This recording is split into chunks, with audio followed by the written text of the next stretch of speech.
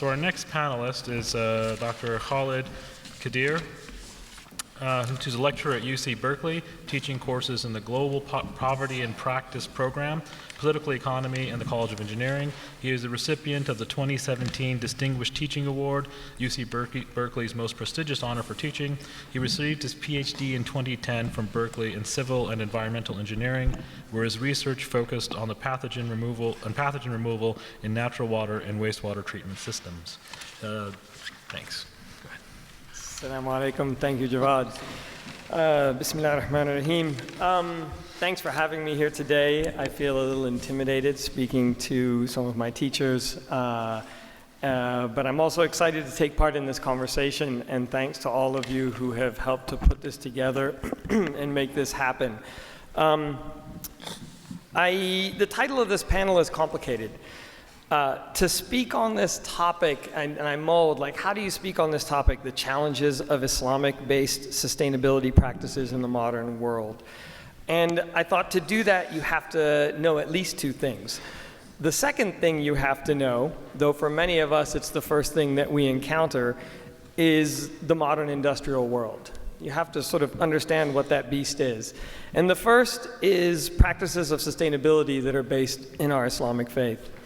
This is complicated in part because it's challenging to foster a deep understanding of these two topics, to attain a deep, nuanced understanding of the modern, secular, material world, while at the same time building roots in the spiritual realities that transcend the modern condition. Thank you.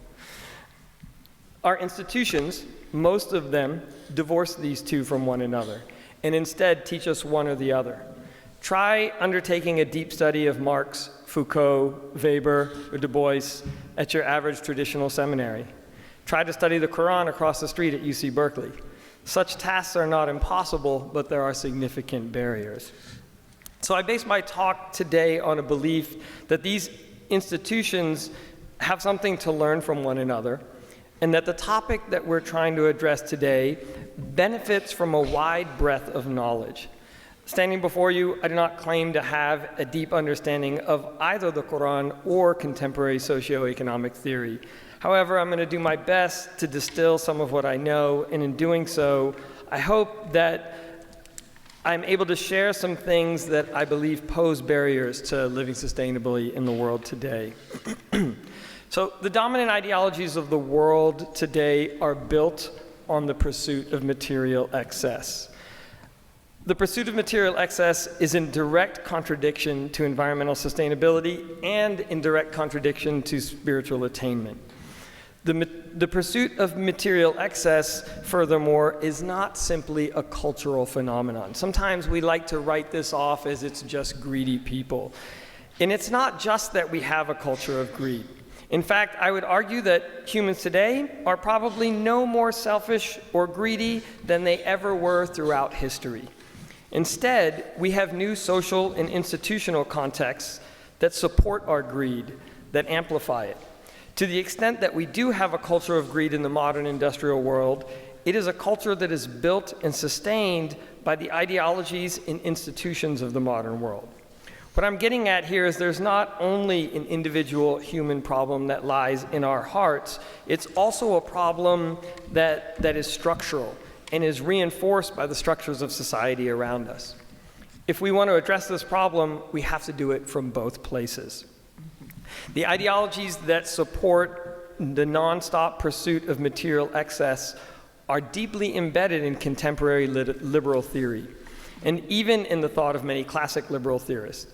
These are ideologies that are built into our contemporary institutions, our schools, our systems of government, our healthcare facilities, and most of all, they're built into our economic system. It is this last one, our economic system, that I want to focus on a little bit today, for it is there that I believe the biggest challenges to sustainability lie.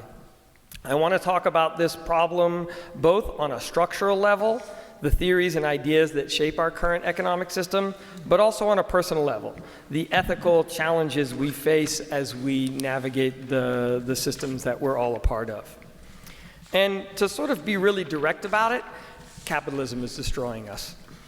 Capitalism is a system of economic governance in which private property is sanctified above all else, and where nation states are entrusted with the protection of private property, irrespective of the social, environmental, or spiritual cost, and regardless of how such private property was attained in the first place. It is a system where all things are presumed to be commodities, and hence everything has a market price. Finally, capitalism as it exists today is a system where private banks produce money through interest-based debt. And I'm going to explain the significance of this later. Capitalism is based on nonstop exponential material growth. If you don't believe that, just try to run for president and say you're not going to try to get the economy to grow. The never-ending pursuit of more. How much more? 3% each year, compounded year after year. With a little math, we can see the problem here. $1 today, it becomes $19 in 100 years. Then it's $370 100 years later. Then it's $7,000 100 years later. But what if it isn't $1? What if instead it starts with 1,000 trees? 200 years later, it's nearly 500,000 trees. Given enough time, and eventually we're going to run out of trees. And then what? How do we continue to grow then? How is this economic system created and maintained? And here I'm going to get a little wonky. It starts with an economic model that has its roots with Adam Smith, who argued that humans are fundamentally economic beings and that we ought to pursue our own individual self-interest, yet at the same time we should temper that with concern for others. Sit with that for a moment. This theory privileges our economic selves above all else. It is a profoundly materialist theory.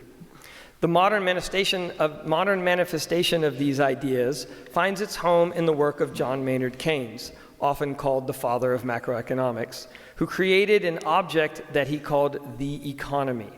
Note that almost no one ever talked about the economy before Keynes developed and popularized this idea. Here I'm building off the work of Timothy Mitchell, where he explains that before Keynes, economy was a process, not a thing. It was the prudent management of scarce resources. And note that scarcity is baked into what economy was all about, and the role of leadership in this management process.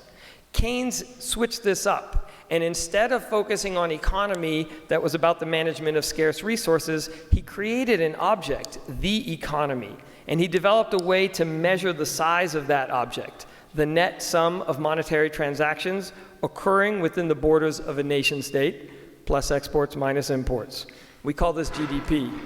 Keynes was more or less the inventor of GDP, and GDP is really a measurement of money. It is not a measurement of scarce resources. And of course, money is presumed to be a proxy for scarce resources. But now economics has become a science of money. And growing GDP is about growing more and more transactions. And it's become increasingly disconnected from its material basis. Keynes turned economy, a process that centralized the problem of scarcity and limited resources, into the economy, an object defined by money that could grow without limits. This is, of course, absurd. Nothing can grow without limits. Yet this economic model is what drives the industrial world today. And I use that term industrial with great purpose here, for industrialization and capitalism have always been tied together. One comes with the other. It's an economic model that drives us to produce more and more and to consume more and more without ever challenging us to ask why we are producing or consuming, nor what effects of such consumption may have on our planet, let alone our souls.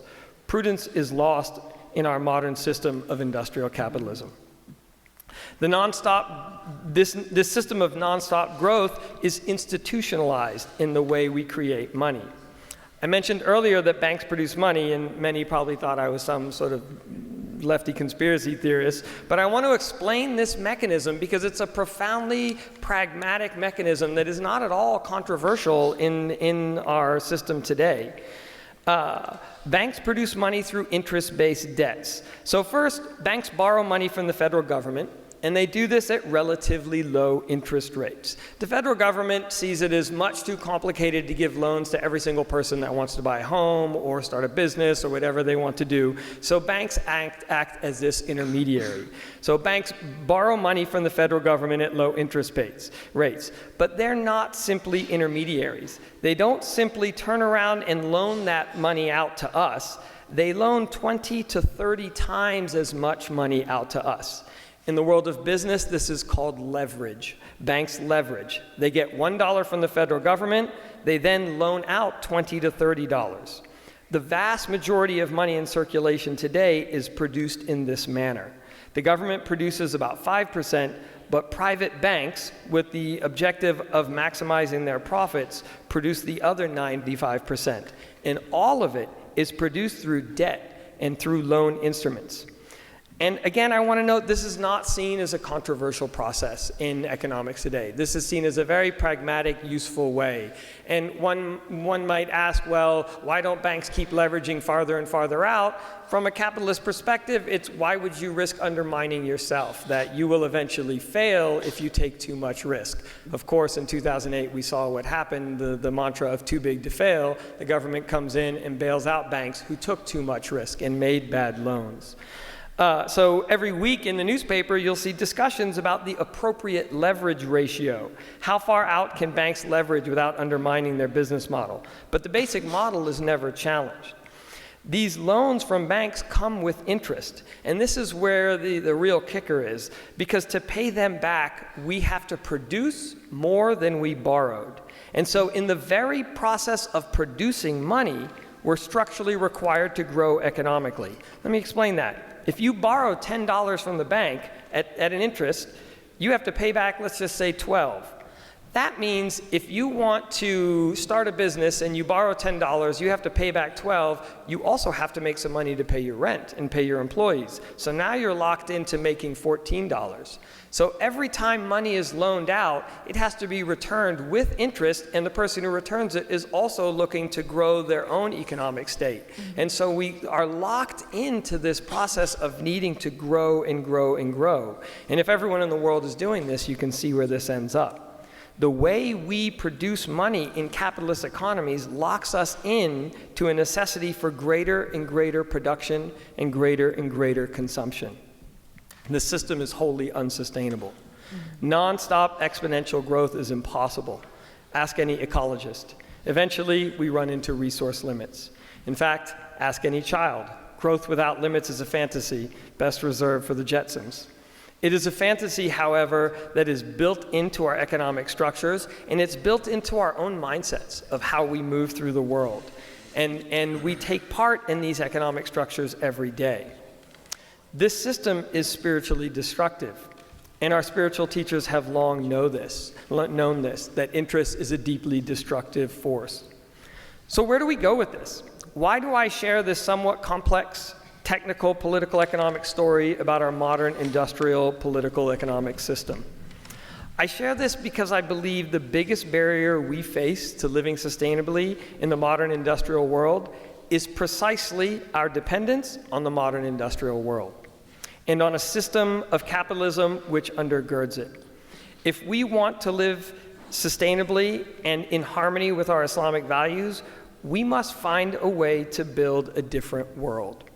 We must engage, as the two previous speakers brought up, in efforts to bring about structural change.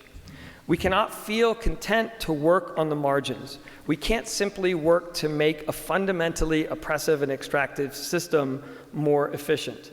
And to sort of hammer this a little deeper, I'm going to rely on the words of someone much wiser than myself, Martin Luther King. We must rapidly begin the shift from a thing-oriented society to a person-oriented society. When machines and computers, profit motives, and property rights are considered more important than people, the giant triplets of racism, extreme materialism, and militarism are incapable of being conquered. I want to repeat that last line because he's saying this a very long time ago, and think about the issues that are in our newspapers today. The giant triplets of racism, extreme materialism, and militarism are incapable of being conquered. A true revolution of values will soon cause us to question the fairness and justice of many of our past and present policies. On the one hand, we are called to play the Good Samaritan on life's roadside, but that will be only an initial act. One day, we must come to see that the whole Jericho road must be transformed so that men and women will not be constantly beaten and robbed as they make their journey on life's highway. True compassion is more than flinging a coin to a beggar. It comes to see that an edifice which produces beggars needs restructuring. We must think about how we can restructure the social and economic system we live under today. And to bring about such change, I don't believe we can rely on the very system that created the problem in the first place. To quote Audre Lorde, "The master's tools will never dismantle the master's house.